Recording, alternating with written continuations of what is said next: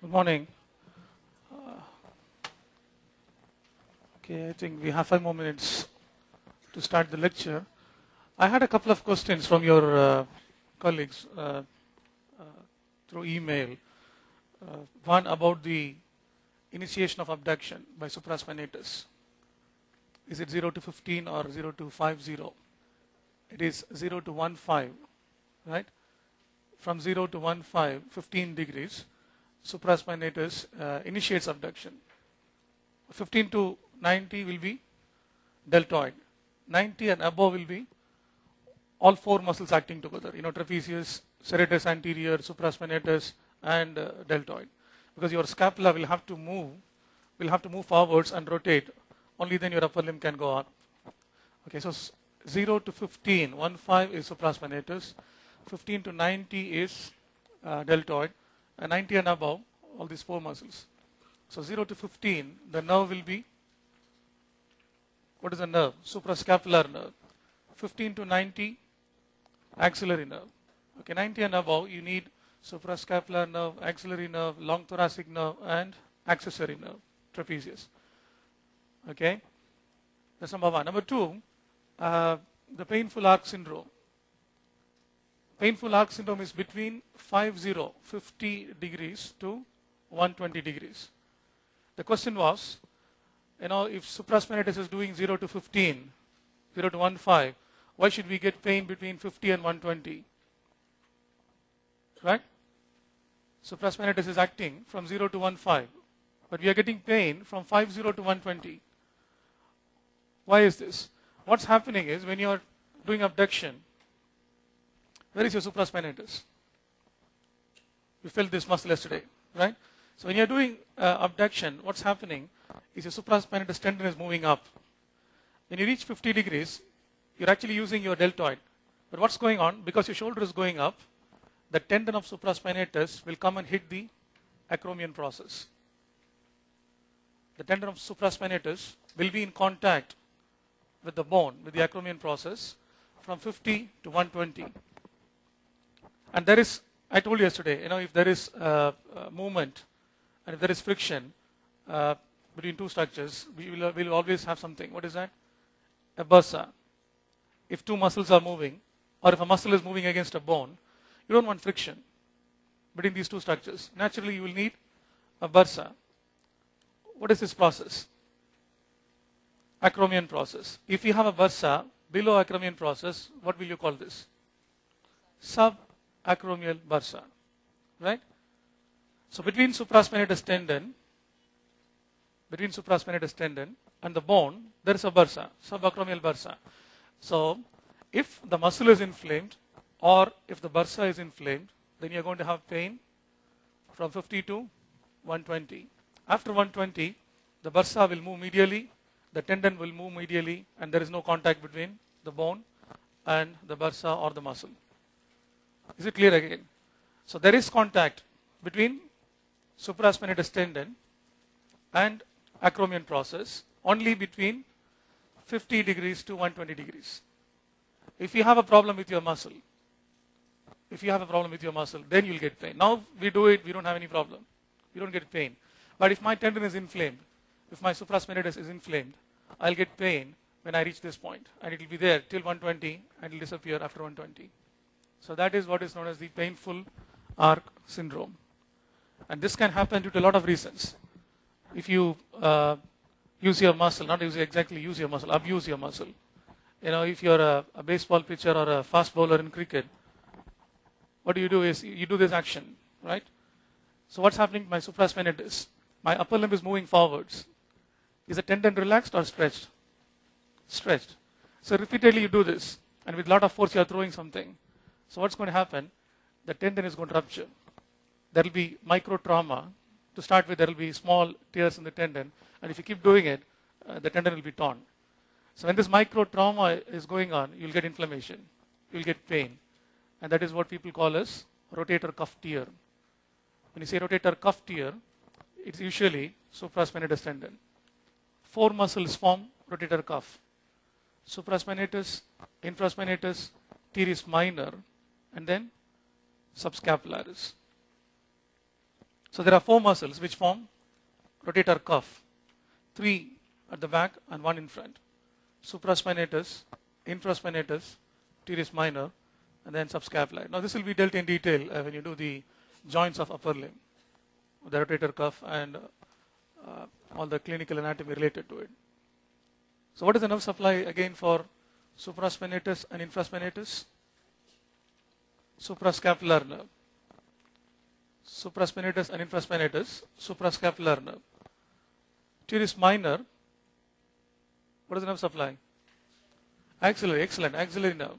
Teres minor is axillary nerve. And what is the nerve supply for subscapularis?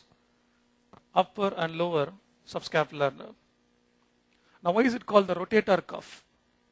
I told you there are 4 tendons in rotator cuff. Why is it called the rotator cuff? Because these tendons rotate your shoulder joint. When you do this, what is this rotation? Medial rotation. This will be lateral rotation. So you use those 3 muscles, supraspinatus, infraspinatus, and teres minor for doing this lateral rotation. Supraspinatus, infraspinatus, and teres minor. Sit. SIT. All these 3 muscles are attached to the greater tubercle of humerus. Okay, so sit muscles, SIT, supraspinatus, infraspinatus, and teres minor will laterally rotate your shoulder. Subscapularis will medially rotate your shoulder. Okay. I think it's time to start today's lecture. We are going to do this structure today, which is the breast, and the region is the pectoral region. What is the structure that we are seeing here? Is this breast or mammary gland?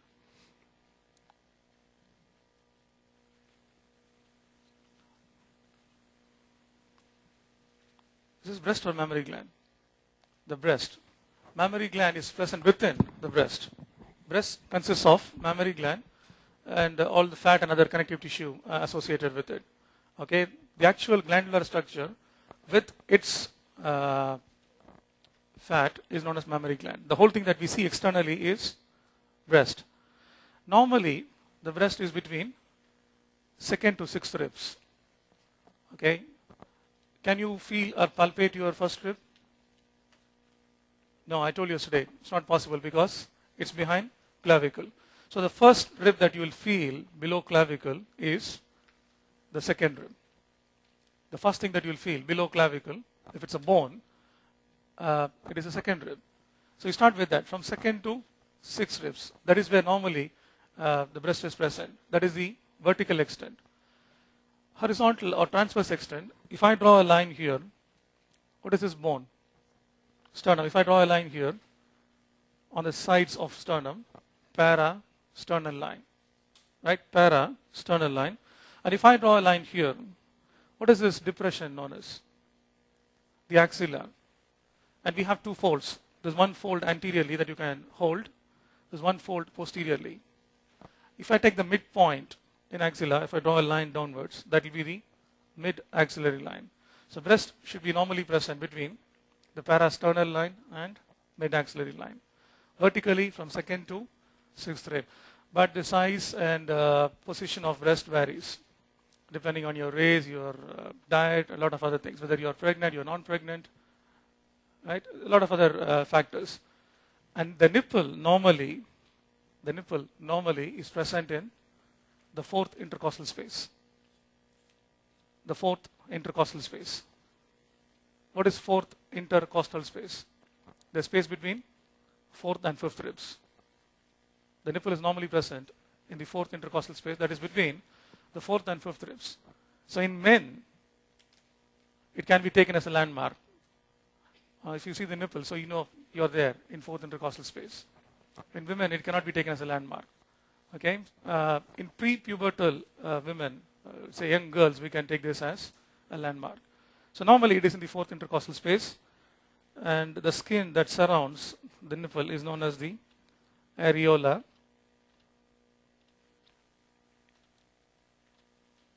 Okay, this skin that surrounds the nipple is known as the areola, and you see a lot of small elevations here, right? Small elevations in the areola. These are glands. What type of glands? Sebaceous glands. What is a sebaceous gland? A gland which produces oily secretion to keep your skin moist. Okay, so we have a lot of these glands in areola, and that is to keep the nipple and areola moist and lubricated while the baby is suckling. Okay, so these elevations may not be visible now, but they'll be very prominent when you are lactating. When you are lactating, these are very prominent, and they are known as the Montgomery tubercles. The Montgomery tubercles are small elevations that you will find in the areola, which are nothing but sebaceous glands, and they become very prominent when you are lactating. But before we go into the structure of the gland, what is mammary gland? Is it an endocrine gland, exocrine gland? Is it endocrine or exocrine? Exocrine, good, it's exocrine gland. What type of gland is this? It is a modified sweat gland. The breast is a modified sweat gland. Okay, so when you say modified sweat gland, how is it different from other glands? Let's say if you take liver, for example. Liver is a gland. Or if you take pancreas, pancreas is a gland. Now these glands have a cover. They have a cover, what is known as a capsule. Okay? You will not find this in a sweat gland because sweat glands are microscopic. They're very small. They don't have a cover for them. Now breast is a modified sweat gland. So there is no such cover that we call as capsule for a gland. The cover that we have for a gland is called a capsule. There is no capsule for breast, the mammary gland. That's because it is a modified sweat gland. Okay. Is this present in men? The gland? It is present in men. Okay. The breast is present in men. The mammary gland is present in men, but it is very small, rudimentary. Okay. It is not developing because we don't have those hormones. But if you supplement those hormones, you can still develop breast. Men can develop breast at any time. Okay. So this is still present in men, and that is very important to know. That's because breast cancer is possible in men. Breast cancer is possible in men. About 1.5% of all breast cancers occur in men, which we will not know till the last stage. Right? You think, okay, I don't have a breast. I don't have to worry about this. Okay, so that is very important to know. We have breast and we can get breast cancer. And we realize that we have something is wrong only when it's too late. It has spread to every other organ in the body. We'll go to that later. So it is present in men, and it is well developed in women after puberty. Now, normally, where do you find sweat glands? Which part of the body? Skin. Now, this is not present exactly in skin, but below skin. What do we have below skin? What is deep to skin in the body? What is that? What is that? What do you call that? Superficial fascia, right? What is below skin? Superficial fascia. What is below superficial fascia? The deep fascia. Then comes your muscles. Okay, now this gland is present below skin. That means it is present in superficial fascia. Now why is it present in superficial fascia? Why not in deep fascia? What's the difference between superficial fascia and deep fascia other than spelling?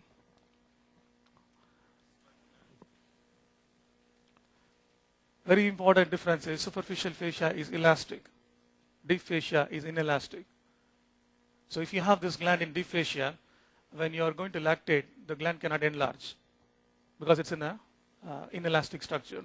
And that is why this gland is present in elastic structure, the superficial fascia.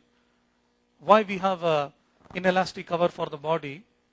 We have skin, fine. We have an elastic cover, superficial fascia. And then we have a inelastic cover for the body. Why do we need that? An inelastic cover. Protection in what way? Can you explain?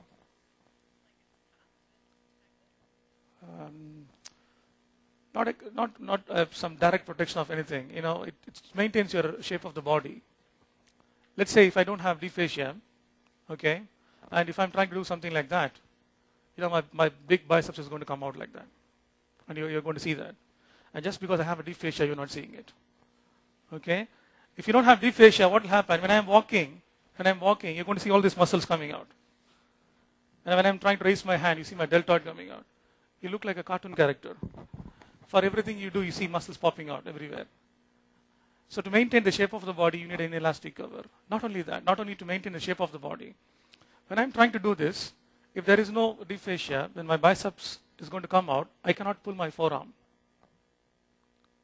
As long as biceps remains here, it is going to pull my forearm. It is attached to my forearm, so it pulls my forearm. When I'm trying to do this, if my biceps is going to pop out, it cannot pull my forearm. Do you understand this point? Right? So to effectively control joints and movements, you need again deep fascia. Anyway, let's go back to the breast. So this gland is present in superficial fascia entirely, except a small part which might enter your axilla, piercing deep fascia. Now you might have it, you may not have it. It's not present in every woman. Okay? So you might have a small part of your breast going into your axilla, piercing deep fascia. If it is present, it is going to be present here, below the anterior axillary fold. And you cannot palpate this now unless you are menstruating. During menstruation, the breast, the mammary gland is enlarged. Okay, it slightly enlarges. And if you feel something here, when you are menstruating, you think that probably I got breast cancer, I have enlarged lymph nodes, I'm going to die. No, it's normal. You'll feel this only when you're menstruating, and if you feel that here, below the anterior axillary fold, it's normal. And if it disappears after the periods, right, it's normal. If it persists, then there is something wrong.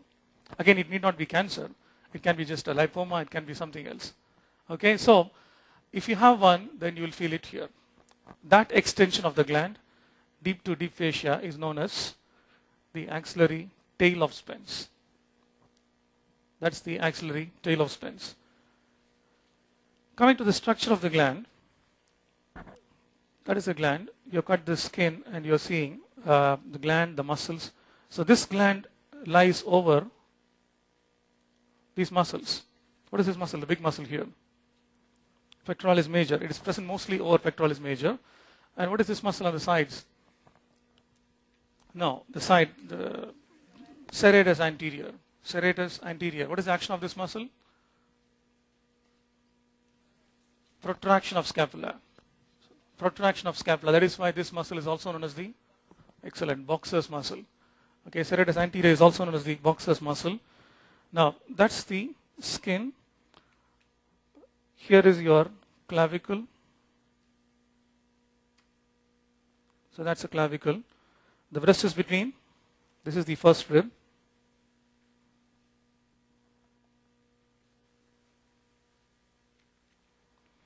Okay, so that's your second rib, the third rib, fourth, fifth, and sixth. Okay, now, what do we have between ribs? The intercostal muscles. So that these are intercostal muscles. Okay, this is your clavicle. This is first rib. If I draw a muscle below clavicle, what do I call this muscle? It is below clavicle. Subclavius.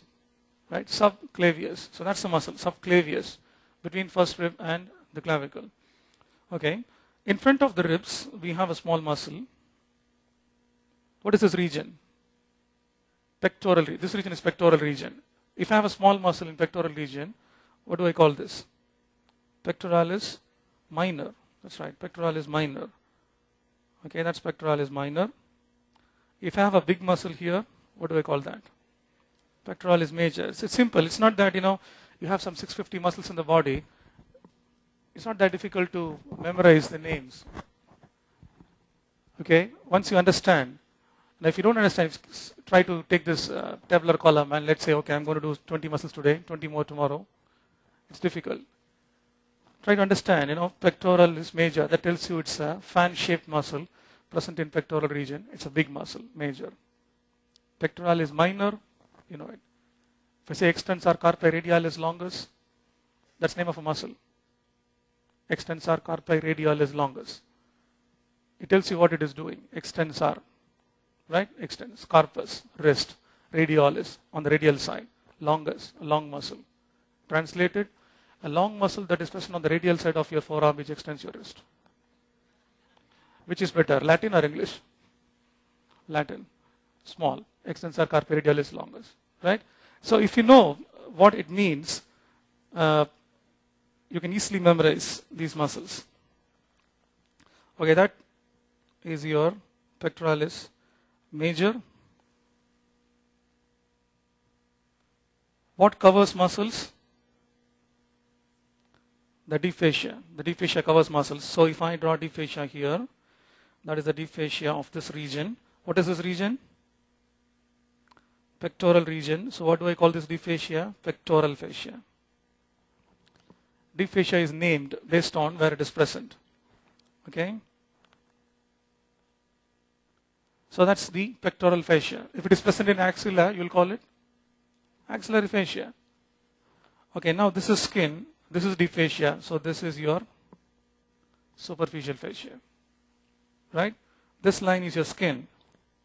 This line is your deep fascia. So this whole area is your superficial fascia. What is this structure? That's the nipple. Now nipple has got about 15 to 20 openings.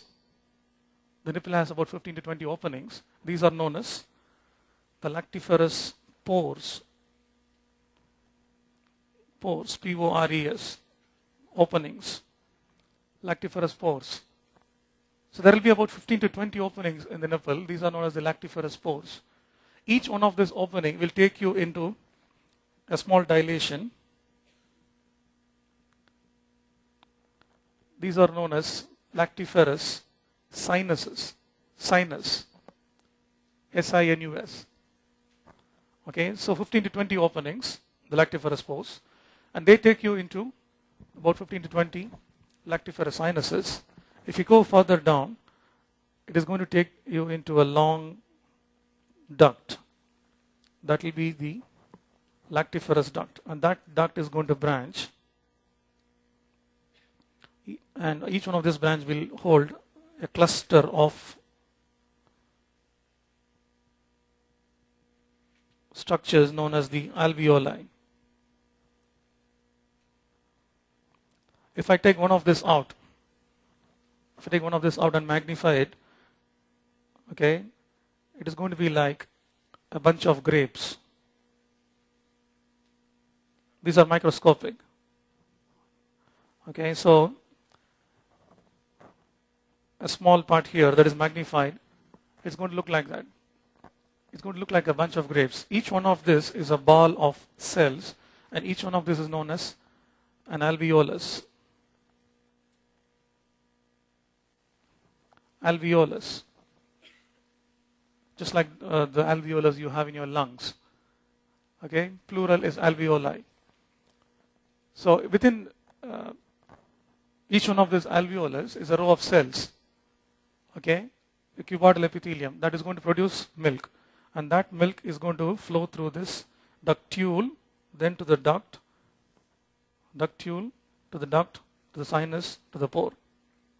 So what happens normally is when you are lactating, the lactiferous sinus or the lactiferous sinuses are filled with milk, and the baby starts suckling.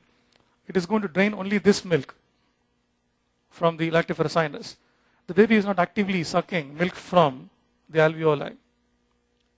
The baby is sucking only the milk from the sinuses. But when the baby is sucking milk from sinuses, what's happening? The nerves here are stimulated, and that sends message to your hypothalamus and pituitary, and that sends down some hormones like prolactin, oxytocin. So that releases milk, and milk keeps flowing. Okay? So initially the baby starts suckling, and you get the milk from the sinuses, and then what happens is the milk starts flowing from the from the alveoli to the sinus. This is what is known as a let-down reflex. This reflex is known as the let-down reflex.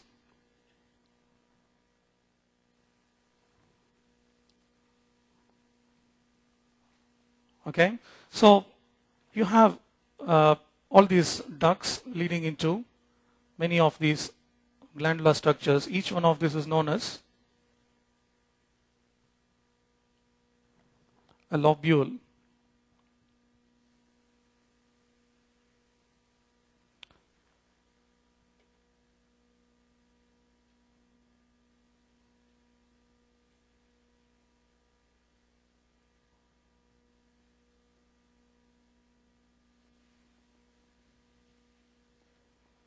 Okay, so each one of this structure is known as a lobule.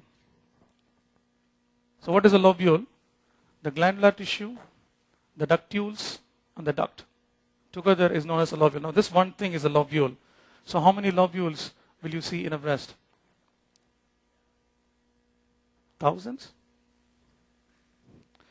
15 to 20, right? We started with 15 to 20 openings, 15 to 20 sinuses, 15 to 20 ducts. So it cannot be thousands of lobules. It should be only 15 to 20 lobules. Okay? So there will be 15 to 20 lobules. Now we still have space. What do we do with this space? Wherever you have space in body, what do? We fill it with fat. Okay? Now it's all fat everywhere. So you have fat, a lot of fat. Now the proportion between the amount of fat and the amount of glandular tissue you have always varies. When you're not lactating, it will be more fat, less glandular tissue. When you're lactating, more glandular tissue, less fat. Again, when you're old, more fat, almost no glandular tissue. Now all the bodies that we have here are usually about 70 plus, or maybe 80 plus. So when you're going to dissect mammary gland in the lab, you're not going to find any glandular tissue. All that you'll find is fat. And in that fat, you'll have to look for these things, the ducts.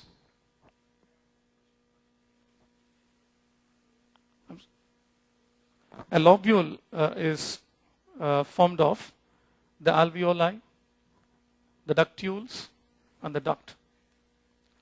And these lobules are separated from each other by these structures which extend between the skin and the pectoral fascia.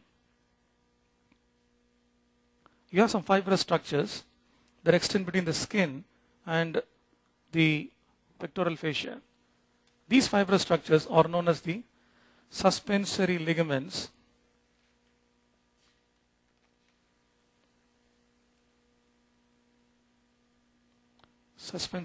of Cooper.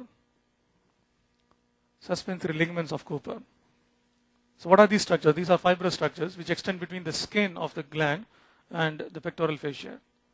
So what do? They divide the lobules. They also provide support for the gland. You need something to hold this structure. Okay? You need a skeleton for this structure. So that is your suspensory ligament. Suspensory ligaments are the structures which hold the gland in place, which prevent the gland from sagging. Okay? So these are suspensory ligaments of Cooper.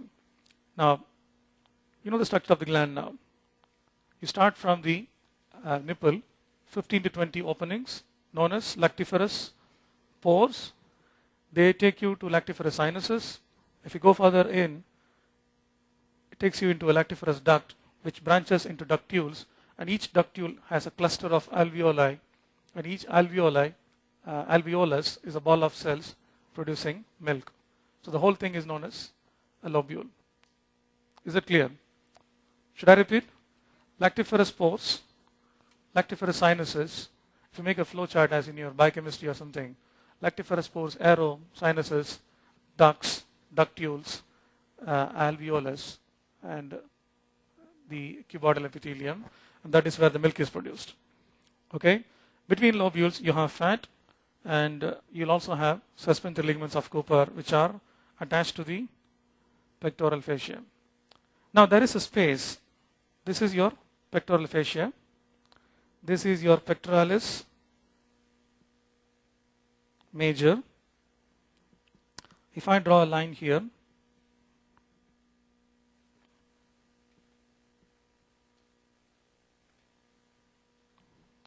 there is a space between the gland and pectoral fascia, this space,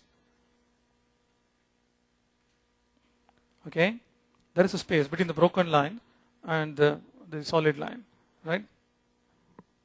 What do I call this space? This is behind mammary gland. Behind is retromammary space. This is known as the retromammary space. Retromammary space is a space present between the gland and pectoral fascia. What is the use of having this space? Why do we need this space?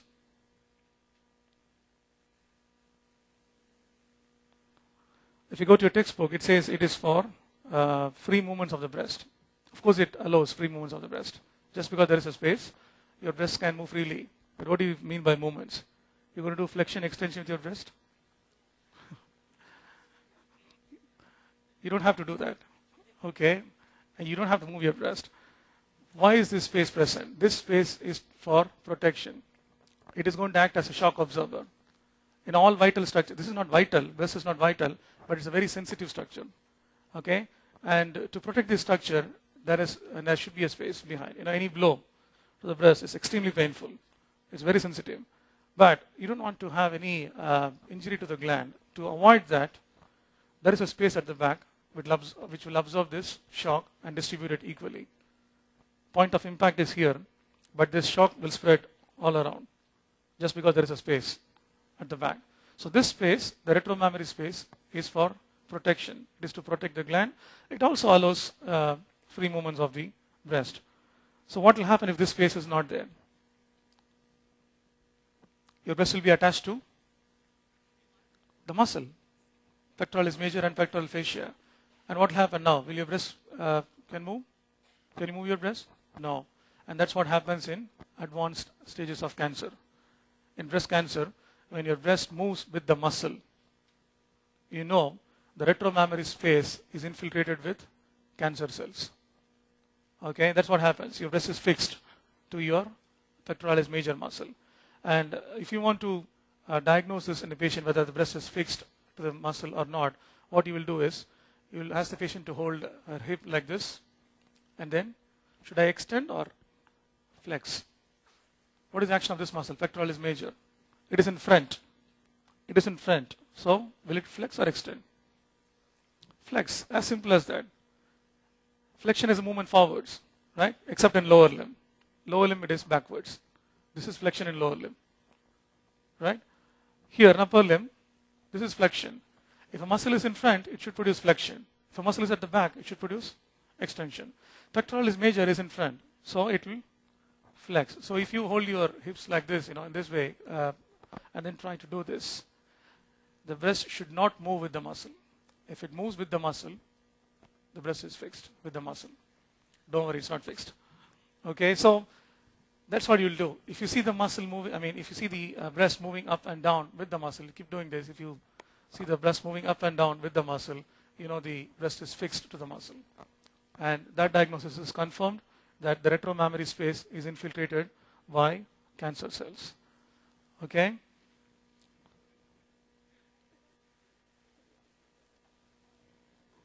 So, this is your pectoralis major, the serratus anterior muscle on which the gland rests.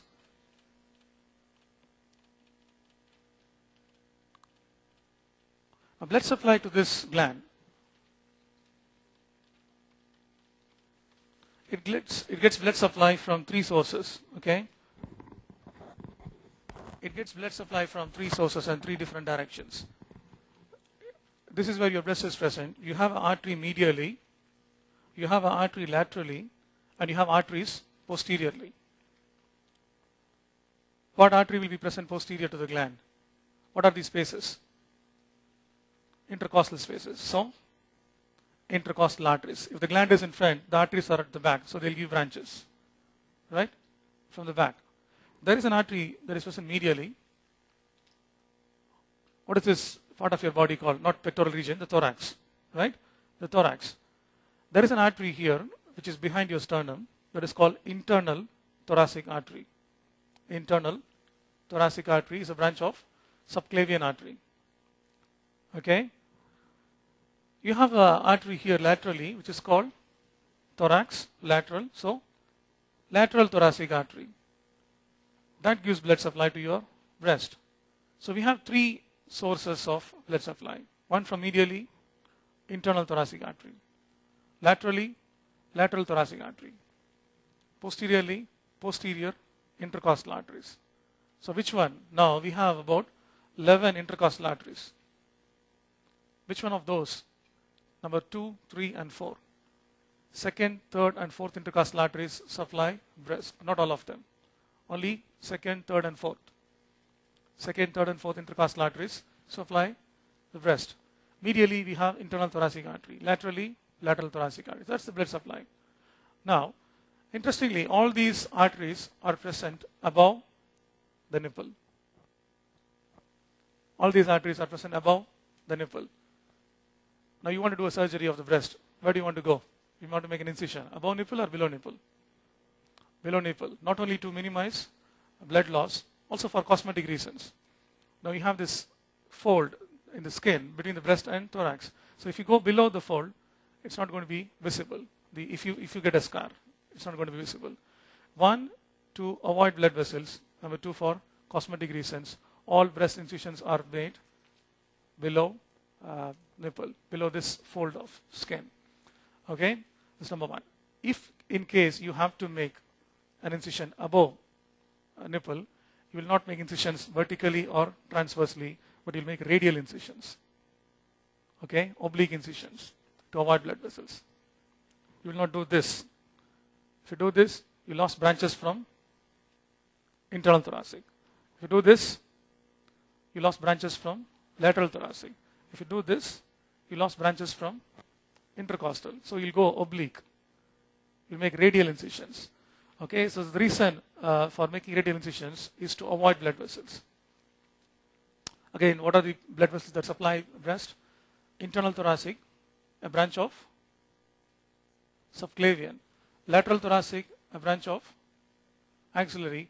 Intercostals, branch of descending thoracic aorta. Descending thoracic aorta. Okay, so veins will be the corresponding veins. Now, what is important about the veins? Before I go to the veins, did you see the vessels here? This is your internal thoracic artery.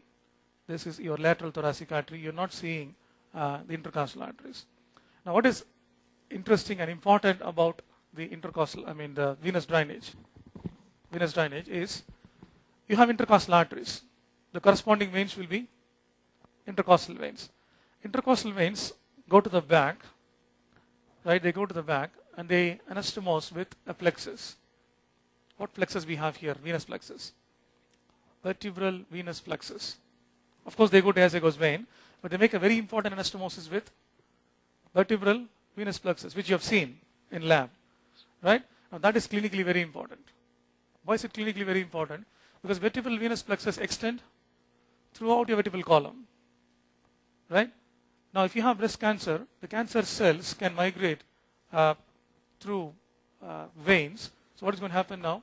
Cancer from your breast goes to your vertebral venous plexus. From vertebral venous plexus, it can go anywhere. It can go anywhere. It can go to your brain. It can go to your head. It can go to your abdomen. It can go to your pelvis. So, if cancer spreads from your breast to brain, it is not through lymph vessels. It is through veins. Cancer from breast to brain. Okay, cancer from breast to brain is not through lymph vessels, it is through veins. Again, which veins? Internal thoracic veins. Internal thoracic veins go to vertebral venous plexus. From there, it goes up to your dural venous sinuses. I'm sorry, intercostal veins. That's right, that's right. This corresponding veins. Only those three, second, third, and fourth. If you have second, third, and fourth intercostal artery, it will be the second, third, and fourth intercostal vein, not internal thoracic, intercostal. Again, I repeat, cancer from breast to brain is through intercostal veins. Intercostal veins. Okay, so that is the importance of the venous drainage. Now, lymphatic drainage.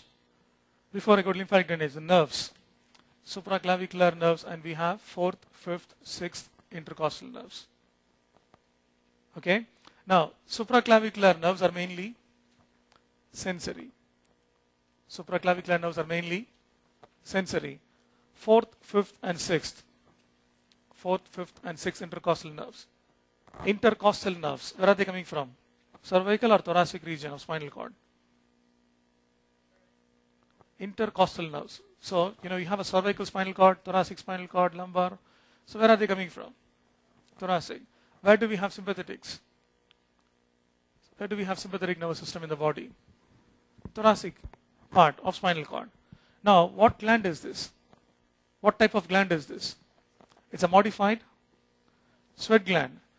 All glands in the body are supplied by parasympathetic nerves except sweat glands. Okay, all glands in the body are supplied by parasympathetic nerves except sweat glands.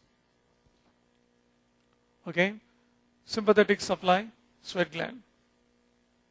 Sympathetic supply sweat gland. You're going to have your mini. You're going to look at the question paper. What is going to act? Sympathetic or parasympathetic? You're going to have your mini in 2 or 3 weeks. Look at the question paper exam. Okay, what is going to act now? Sympathetic or parasympathetic? Parasympathetic? You think you'll be relaxed? Oh, that's good. Nice exam. I don't have any of this still. I don't know any of this. Still, I'm good. What is going to act? Sympathetic. You see, first 3 questions, you don't know anything about that. You think you're going to be relaxed? What happens when you are tensed? When you are scared? You sweat. Why you sweat? It's because sympathetic is acting. And sympathetics supply sweat glands. Okay? So we sweat whenever we are scared. Right? That's because sympathetic is acting. And that is why you are sweating. Now this is a modified sweat gland, so naturally it will also be supplied by sympathetic nerves. Just because it is supplied by sympathetic nerves, don't think that you'll start lactating whenever you are scared. Okay? It's not only the nerves, you need some hormones also. Right? It's not purely under control of sympathetic nerves. Okay? But these nerves are important. 4th, 5th, 6th nerves are important. Now lymphatic drainage of breast. That's very important. Now you can divide the lymphatic drainage into 3 parts. Just the skin of breast, nipple and areola, then the actual gland. You know what is lymph? Right? What is lymph? What is that? From blood, plasma goes to tissues. A similar fluid goes back to blood. That fluid is called the lymph. Okay? It takes a different route. It goes through lymph nodes for the lymph nodes to filter if there is any infectious material, things like that. Then it goes back to your system. That is lymph. Now, lymph from the skin of breast, it takes a different route. Lymph from the nipple and areola, it takes a different route. The rest of the gland takes a different route. Ultimately, everything is going to go to one group of lymph nodes here called the apical lymph nodes, and then it will go into the venous system. So what happens here, the nipple and areola, there is a small plexus of lymph vessels below the areola.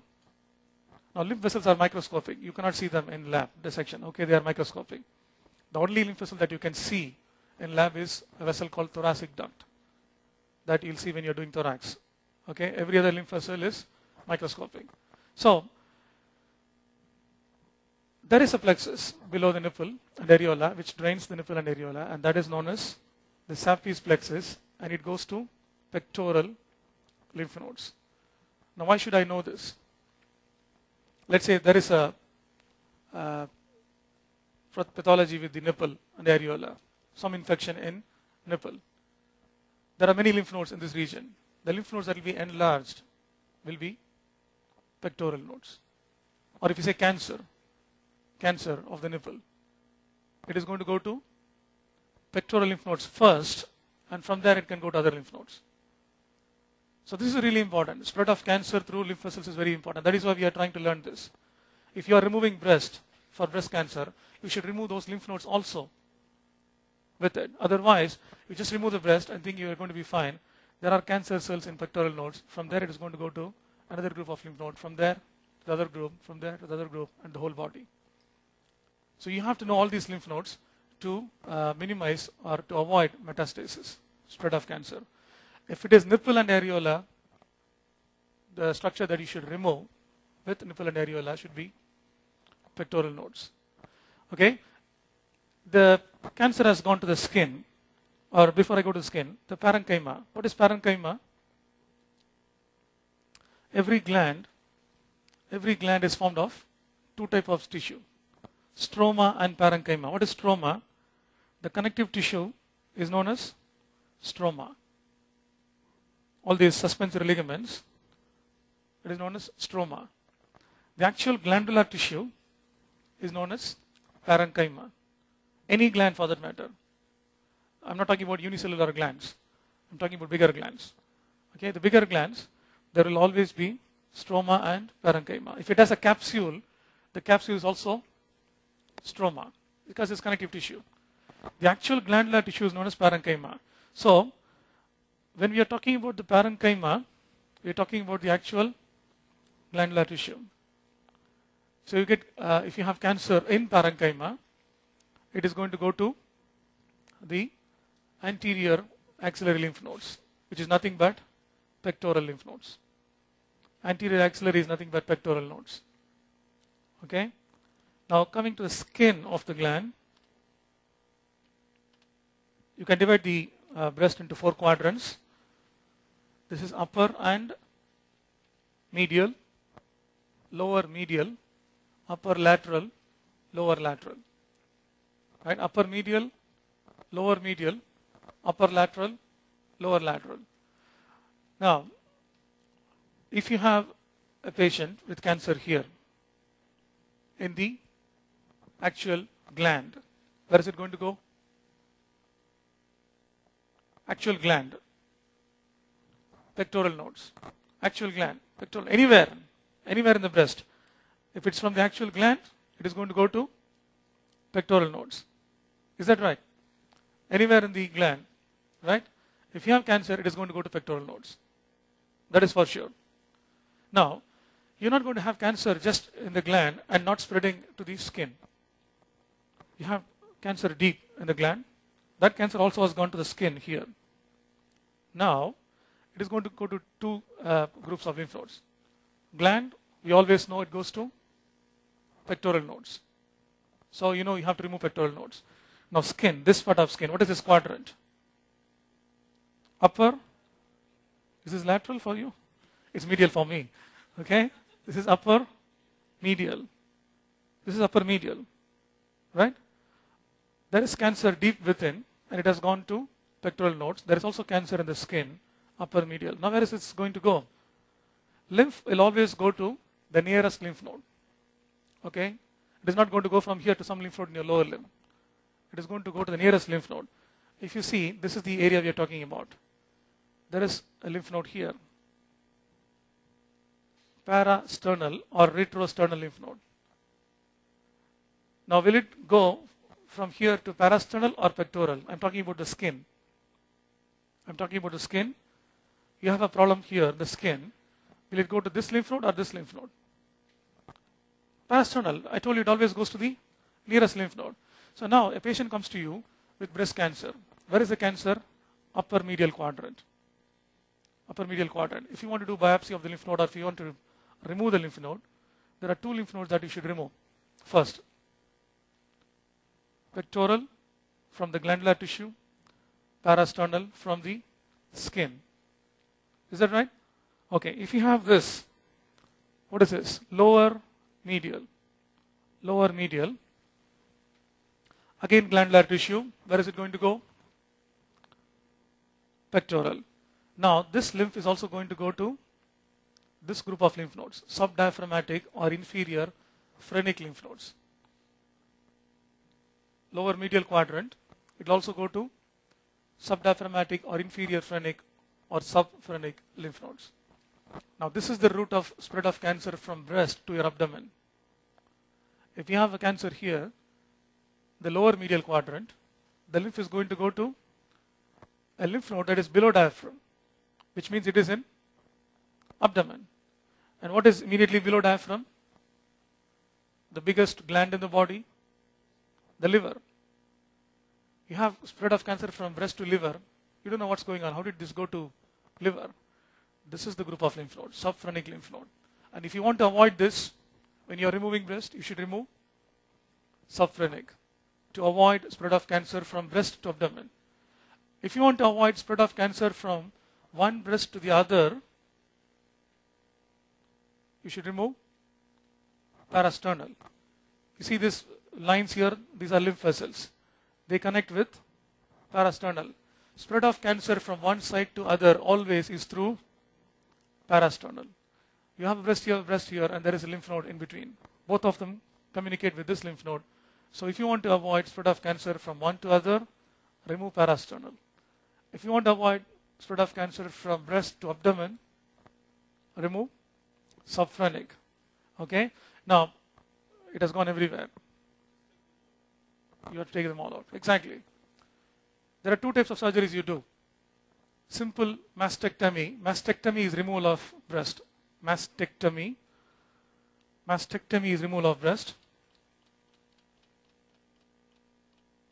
Okay. You see this is mastectomy. Mastectomy is removal of breast. Simple mastectomy or radical mastectomy. Let's say you found it at a very early stage. Okay, there is a lump in the breast, you felt it on regular examination, physical examination. Maybe it has not spread, so you just do a lumpectomy. Just remove that lump. Or you do a lobectomy. You know what's a lobule? So you do that, you remove it. Or if it has spread, but not very far to the nearby lymph nodes, you remove breast and all those lymph nodes I told you, pectoral, retrosternal, things like that. If it has gone, or you think that it has gone to all the other lymph nodes in axilla, then you'll remove everything. You'll remove the breast, you'll remove the skin, you'll remove the pectoralis major, pectoralis minor, all lymph nodes associated with breast, which are apical, pectoral, central, subphrenic, parasternal.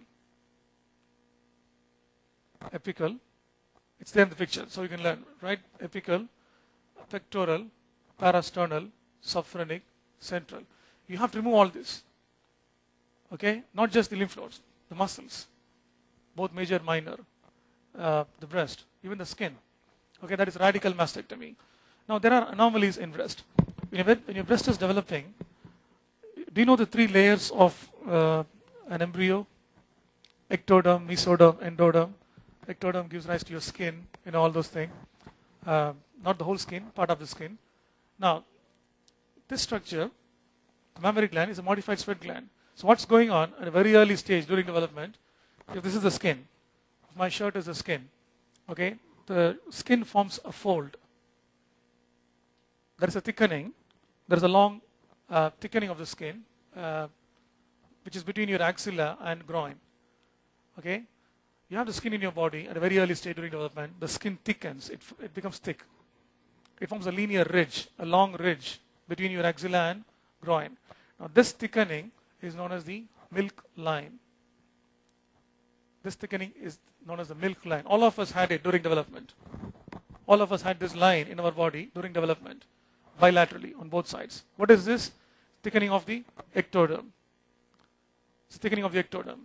What happens later is this thickening disappears above the second rib and below the sixth rib. After some time, right? This long line that we had between axilla and groin, the upper part and lower part disappears. What remains is only between the second and sixth rib. And that is where we are going to develop the breast. Okay?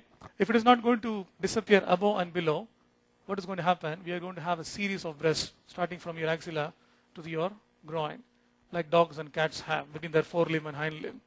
Right? The same thing can happen in us. You might find a baby born with a series of nipples and breast tissue, which you cannot see at birth, but you'll see nipples, right? So this condition is known as polymasia. Polymasia is supernumerary breast. You might have a series of breasts from your axilla to groin, or you might have two or three, the normal one above, one below, or might have just two of them. Anyway, it's more than one. So that is polymasia. Similarly, if you have a series of nipples, between your axilla and groin, that's called polythelia. Polythelia is supernumerary nipples, and polymasia is supernumerary breast. Okay? Now, if the line fails to develop in you, the milk line fails to develop in you, what's going to happen? No breast. Okay, there's no breast at all. That is called amastia. Amastia is absence of breast. It is due to failure of development of what? The milk line. The milk line. If there is no milk line, there is no breast. You might have a breast, you may not have a nipple. That is called athelia. Athelia is absence of nipple, but there is breast tissue. Gynecomastia, you know what is gynecomastia? It's fully developed breast in men. Galactosele is retention of milk. It's a painful condition. You are lactating, you keep producing milk, but the milk is not coming out. Okay? It's a very painful condition, and that condition is known as galactosele. I told you about cancer of breast and mastectomy. Finally, the witch milk. What is witch milk? Newborn babies produce milk for the first 2 or 3 days. Okay?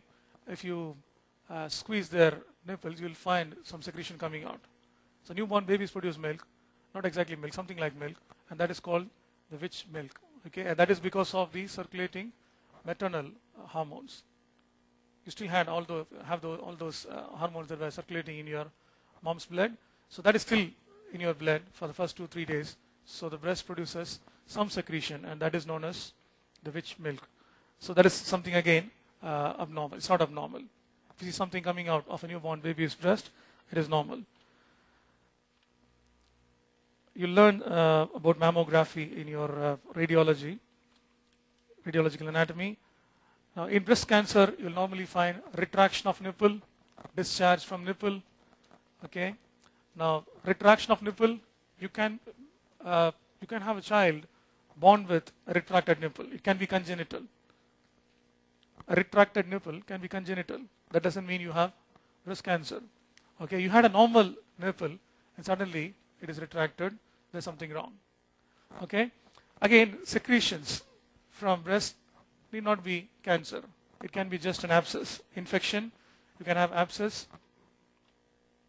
Right, these are abscesses in the breast and nipple that can again result in secretions. Need not be cancer. When cancer is advanced, there will be changes in the skin. It looks like the skin of an orange. That's why it's called pudy orange.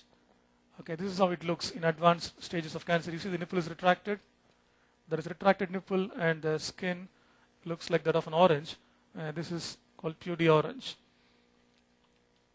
Coming to the muscles, there are only 3 muscles in this region. Pectoralis major, minor, and subclavius. Pectoralis major, there are 2 heads. What is this structure? Clavicle. You see a line here. So that is the separation between the clavicular head and the sternocostal head. Clavicular head and sternocostal head. What is the action of this muscle, pectoralis major? Now before that, what is the insertion of this muscle?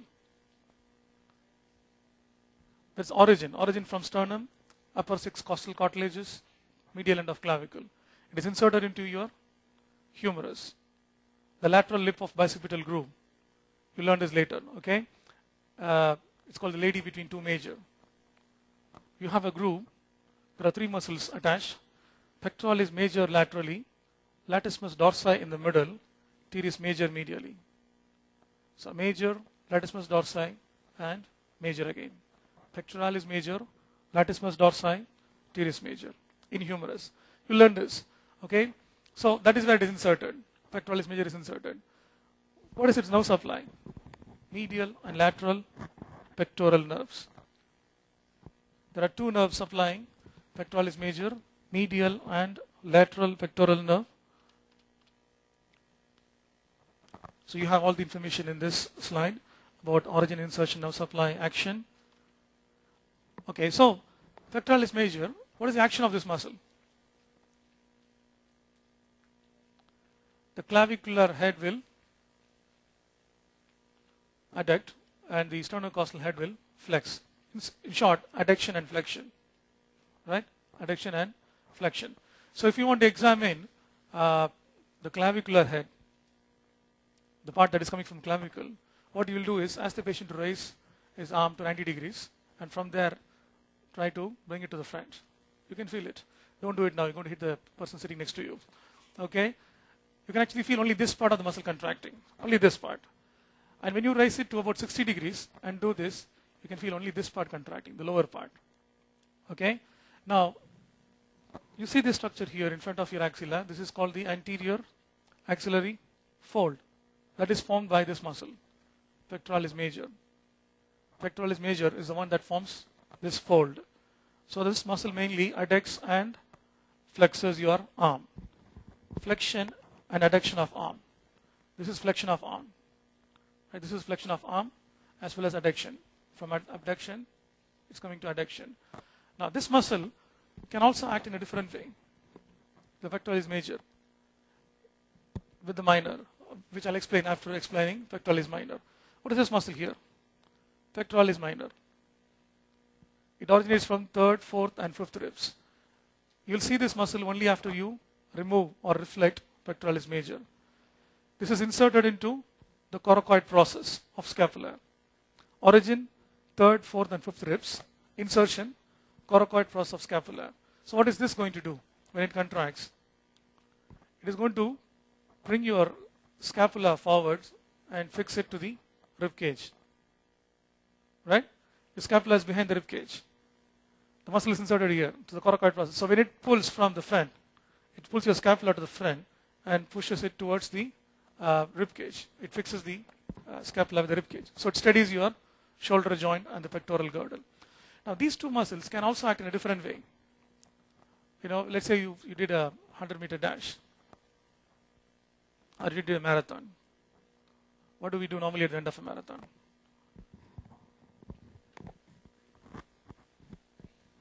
How do we know? You finish a marathon, all of you go on. What are we doing now?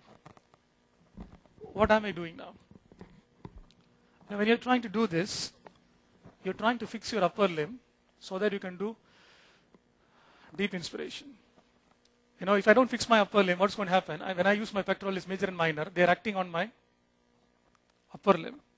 Normally when I do this, they're acting on my upper limb. They're not acting on my rib cage.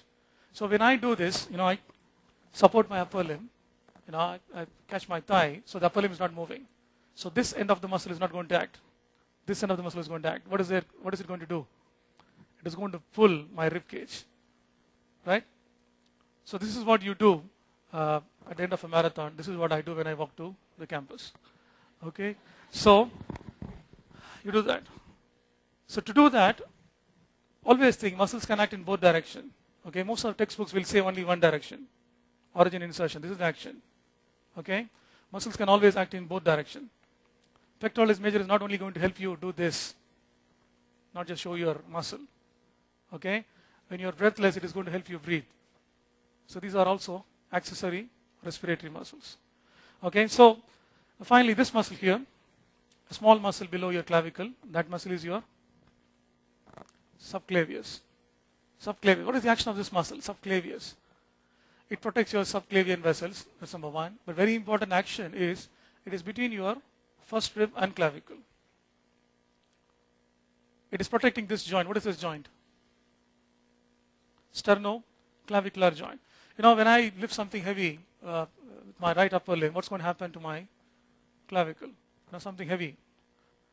This end of the clavicle goes down. This end of the clavicle goes up. What should happen? I should dislocate this joint. And I'm holding something heavy. I should get a dislocation of this joint, sternoclavicular joint. But it's not happening. That's because of subclavius. Subclavius is below clavicle, so it pulls the clavicle down, preventing a dislocation of the sternoclavicular joint. Do you understand this? It has a very important function. Okay? When you hold something heavy in your right upper limb, the medial end of clavicle is going to go up, which is prevented by the pull of subclavius from below. Even though it's a very small muscle, it's an important muscle. It stabilizes your sternoclavicular joint. We see a fascia here. What is this? The clavicle. What is this? Pectoralis minor. So what do I call this fascia? Clavipectoral fascia. The clavipectoral fascia is pierced by a vein. The vein that we were talking about yesterday, we can use for cardiac catheterization. Cephalic vein, excellent. Cephalic vein. It is pierced by an artery. The acromiothoracic artery, which divides into 4 branches. You'll see in lab. This artery will come out, piercing fascia, and will divide into 4 branches. It will divide into 4 branches. Instead of A, B, C, D, it is APCD. APCD, acromial, pectoral, clavicular, deltoid. Those are the branches coming from acromiothoracic artery. APCD is acromial, pectoral, clavicular, and deltoid. Acromial, pectoral, clavicular, and deltoid are the branches coming from that artery. Finally, we have a syndrome that's called the Poland syndrome. What is Poland syndrome? It is the absence of pectoralis major. Okay? Your pectoralis major is absent. For example, in this case, if you see here, it's not named Poland syndrome like it was found in Poland or something. It is named after this person, an anatomist called Sir Alfred Poland. Okay? Now, what do we see here? What do we see in these 3 cases? This is different. This is different from these 2 cases. Okay? Pectoralis major, which part is absent? The sternocostal part is absent. You see still the clavicular part is present. The clavicular part is present, sternocostal part is absent. What is also absent is the nipple and breast. You see the nipple on left side, you see the nipple on left side, there is no such thing on the right side. When pectoralis major is absent, you will not have breast on that side. Now, in extreme cases, pectoralis, before I go to that, you look at this case. What is this thing? A long line. That's skin. That is skin. There's no muscle here. That is just the skin. There is no clavicular head. There is no sternocostal head.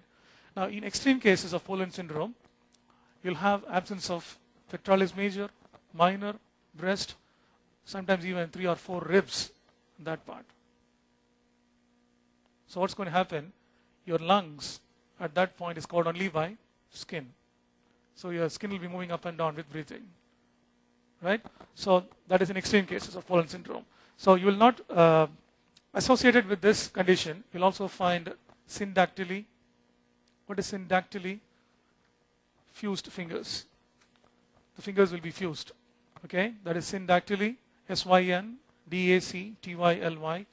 Polydactyly, there will be many fingers, many additional fingers. Okay? So that's about pectoralis major, minor, and subclavius in this region. Any questions? I'm sorry? Okay, why is there a retraction of nipple in breast cancer? You know, I told you there are lymph vessels below nipple, Sapes plexus. So what happens is, when the lymph vessels are infiltrated by cancer cells, they retract. When the lymph vessels retract, they pull the skin of that area, and that results in retraction of nipple.